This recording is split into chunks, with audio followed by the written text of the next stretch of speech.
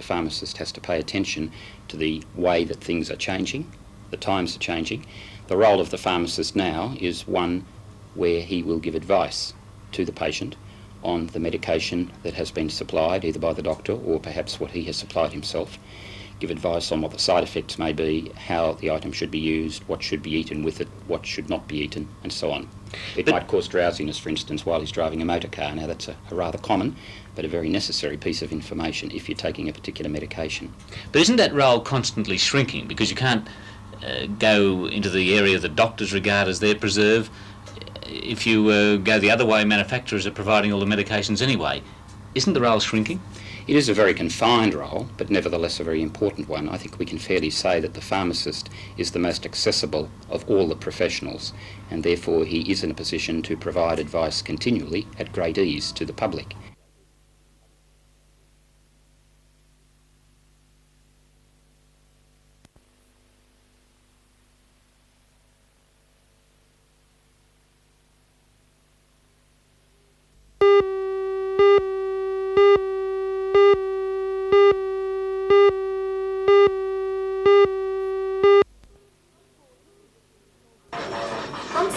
Different small computers are featured at the fair, which is being staged in Newcastle University's Great Hall. Build the Information Revolution, the fair was organised by the University Co-op Bookshop's Computer Division.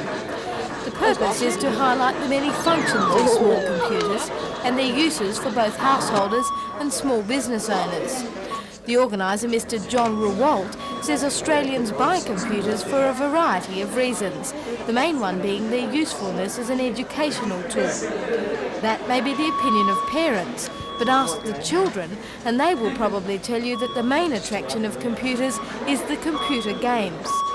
Those games were featured at the fair last night in a special hands-on demonstration.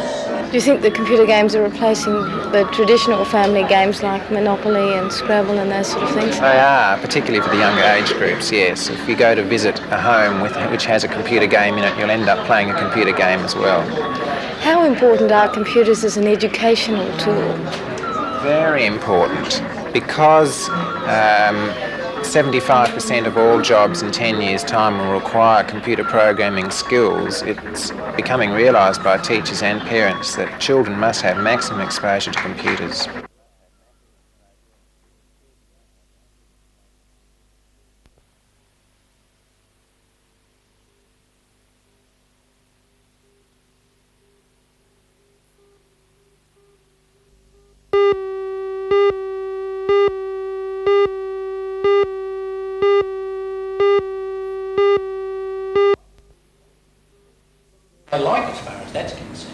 Alderman Frank Whitby last night attacked the newspaper article on the subject of the Lord Mayor's allowance and called for an apology from the Newcastle Herald. He and other Labor aldermen expressed concern about information leaked to the press concerning a letter from a solicitor representing Alderman Cummings' family.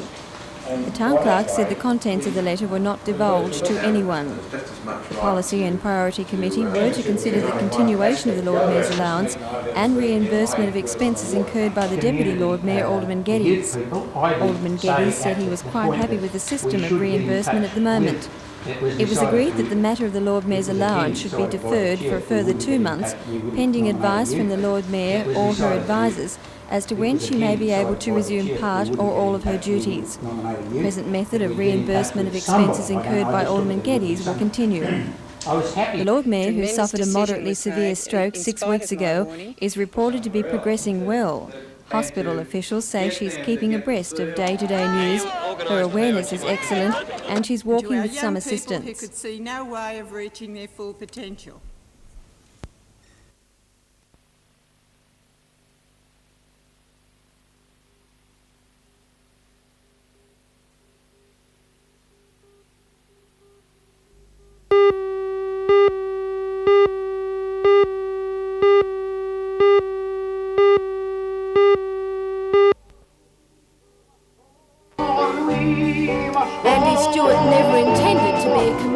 As a schoolboy, he had aspirations of becoming a veterinary surgeon. However, he soon realised his potential as an entertainer and set his sights on an acting career. But his destiny was to become a singer and a comedian, and it is for those talents that he is renowned around the world.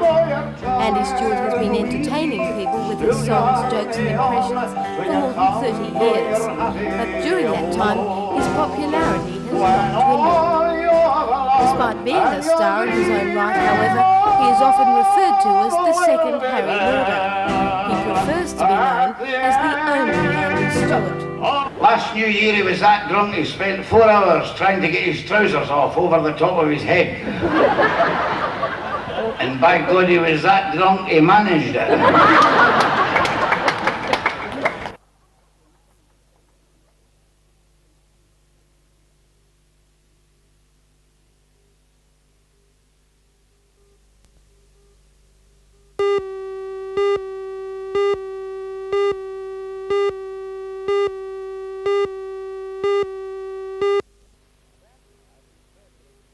About now, the first electric train to run from Sydney to Newcastle should have been pulling into Newcastle station. But to the SRA's considerable embarrassment, it won't be coming today. The train was a test train to make sure that all was in order for the official opening of the electrification on Sunday, and it had on board the project manager, Mr. Max Taylor. However, someone operating plant beside the line between the Sydney suburbs of Beecroft and Pennant Hills knocked down a stanchion supporting the overhead power lines and effectively halted all electric trains on that section of the line. So the SRA's first demonstration of the benefits of electrification for Newcastle will just have to wait a little longer.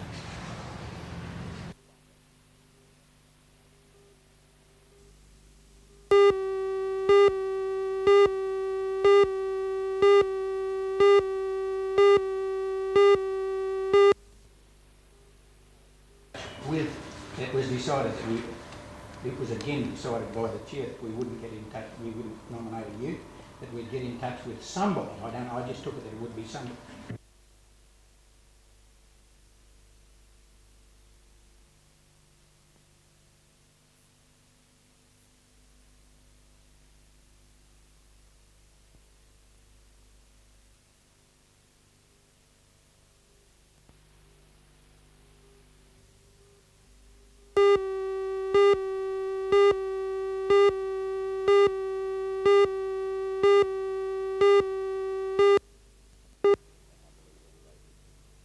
I believe it's basically the airport type syndrome. You have a situation where people want the benefits of an airport or the benefits of an aluminium smelter in the region, but they don't want the airport in their backyard. That's how Mr Ross Muller from Tomago Aluminium explains the residents' continuing concern over the proposed toxic waste dump at Wallaroo. He says the 12-metre deep clay cell is the most advanced method available to dispose of the dry waste, and it's part of the smelter's multi-million-dollar commitment to protecting the environment. Paul Scobie from the Australian Conservation Foundation claims this dump is outmoded. This sort of technology is way outdated. As an example, the Waste Disposal Authority in Sydney that manages the landfill operation there said they'd never ever do it again, and they're going to treat their wastes in Sydney, and that's the way that all modern waste authorities are going. They're treating waste, not just digging holes and putting them in the ground. Meanwhile, residents surrounding the 293-hectare buffer zone and dump site are frightened and angry. I can't see how the creek will not become contaminated. I don't see how you can dig a hole, bury that amount of contaminated waste and expect it to stay there. Terry Price and his wife Ray live in an idyllic setting, surrounded by deer, kangaroos and even their own pocket of rainforest. They see their property in danger of being contaminated, and they aren't satisfied with the assurances they've received so far. Why is there no guarantees? Who's going to pay the compensation if it does go ahead? And they've claimed that they're not going to. If they're so adamant that it won't be polluted, then why not put money where their mouth is? The onus is on Tomago Aluminium to monitor the vegetation, water runoff and soil for traces of toxic matter.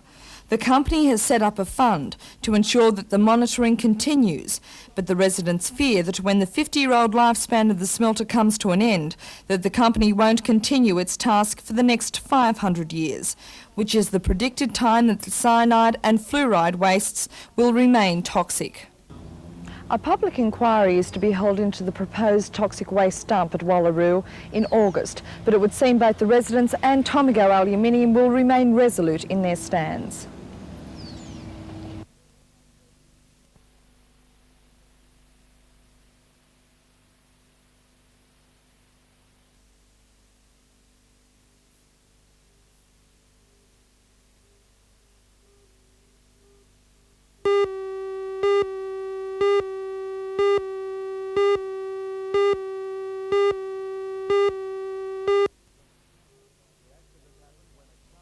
The accident happened when a car tried to overtake a motorbike and a small truck at Lower Belford.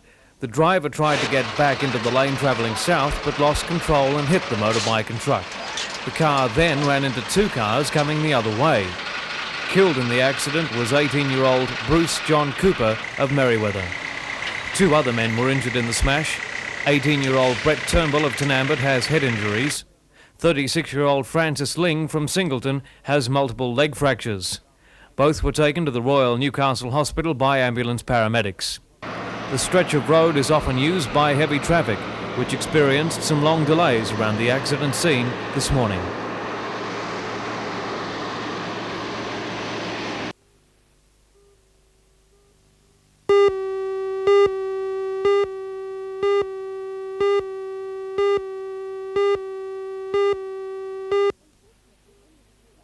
Unfortunately, any review of Ruddigore must first dwell on the deficiencies of the City Hall as a theatre venue rather than on any merits of the production, since it was glaringly obvious last night that the two just didn't suit each other.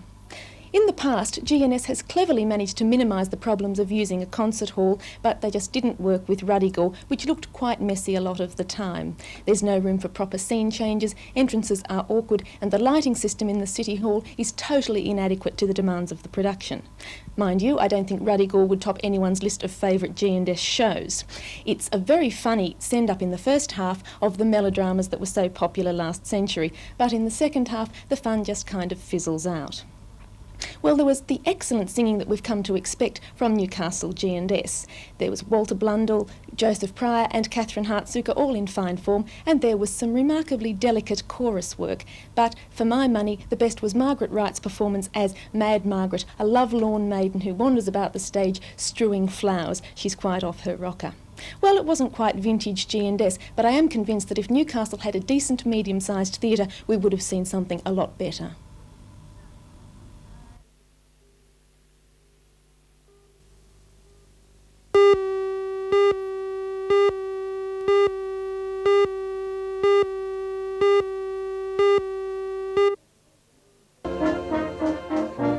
It was a celebration to rejoice in 100 years of state government-run education, and the students at Maitland Boys High School wanted to share their centenary with the rest of the community.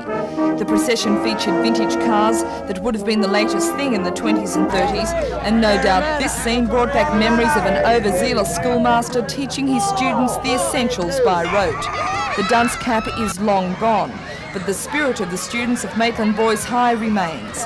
The official ceremony, which followed the march through East Maitland, was attended by some notable old boys.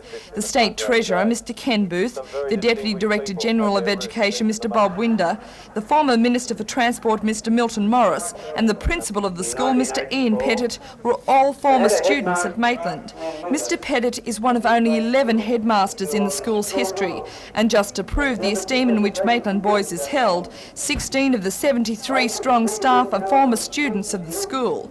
The new Minister for Education, Mr Rodney Cavalier, performed his first official duty as Minister today and took the opportunity to preview a report to be released on Monday, which he says, if adopted, will dramatically change the face of secondary education. Those features will include a single board of secondary education to replace the two existing study boards. It will include a board that is more representative of the community. The curriculum will be a deliberate attempt to achieve more balance. The school certificate will will be replaced by a certificate of secondary education that will be issued to all students leaving school prior to Year 12. And it's my earnest hope that the report will encourage and help to achieve closer links between TAFE colleges and all schools. After the ceremony, the oldest old boy in Australia, 91-year-old Alan Charleston, and the youngest student, 11-year-old Craig Perry, got together and agreed that despite the changes that 100 years of education has brought, one thing has remained constant, and that's Maitland Boys High School.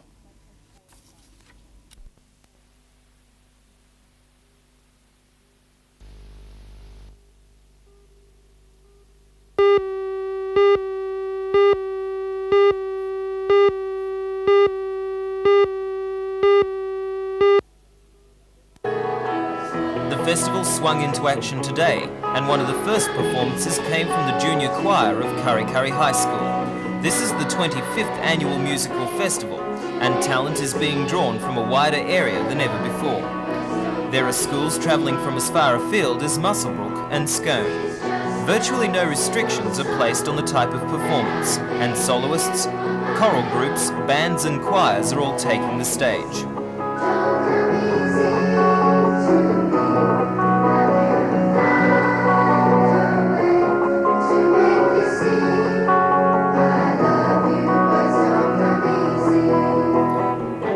Members of the public are welcome at the festival, but for the most part, other young artists make up the audience. The children are performing before two adjudicators, even though the festival is not a contest. The adjudicators traditionally choose the best of the acts to star in a gala public performance. That display of the fruits of a musical education can be seen next Wednesday night in the Great Hall.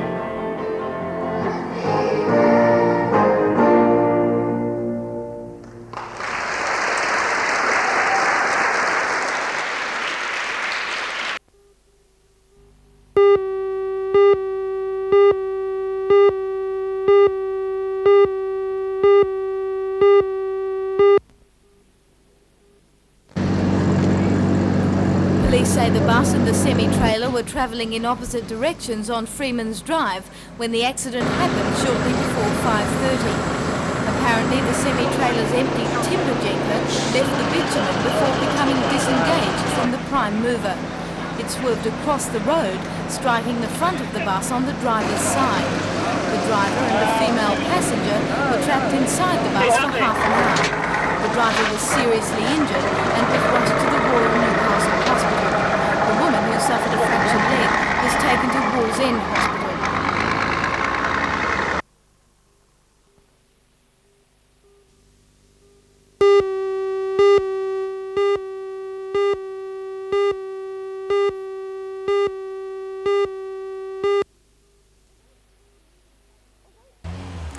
Although it's an uneven play, Michael Gow's The Kid is also a remarkable first play, giving a bleak but all too believable picture of urban life for the young and uncommitted. In the world of this play, there's nothing for kids like Aspro, Snake and Dean, who have to live by their wits in a society that couldn't care less about them. Dean, who is a young James Dean figure, has a tattoo on his arm that says "Born to Die," and in many ways that's the theme of the play. The playwright has attempted an ambitious, although ultimately unsuccessful, analogy with Richard Wagner's operatic cycle, The Ring, about the passing away of the era of the gods. But I don't think the play needs this, because it has a story all of its own. John Robson's production for the Newcastle College of Advanced Education doesn't bring out all the levels of the play, but we have to remember that they are students, and it was terrific to see them attempt such a difficult and important play. Of the actors, Melanie Field as Snake held the whole show together, giving a really tough but vulnerable performance as the sister who's trying to hold the whole family together, and Hugh Corden had some marvellous moments as Aspro, the accident victim trying to get compensation from an unfeeling bureaucracy. Well, despite the flaws in both play and production, I think this is a most exciting piece of theatre, and it should be seen.